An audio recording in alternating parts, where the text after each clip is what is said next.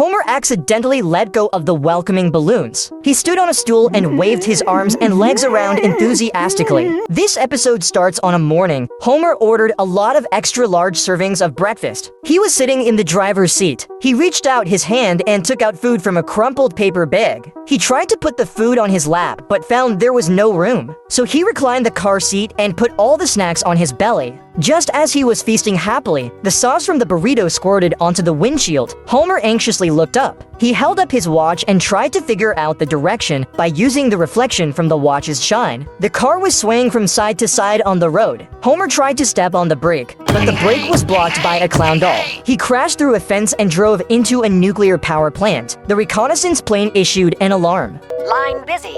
Shutting down.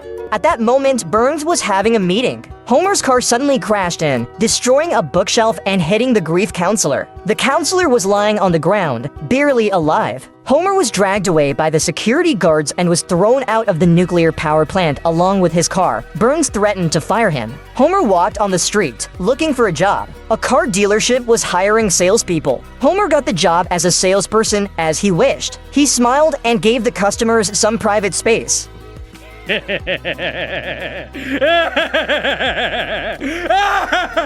Then he went to the one-way mirror to observe the customers' conversation. However, the customers ran away quickly. Did that salesman cut one during the test drive?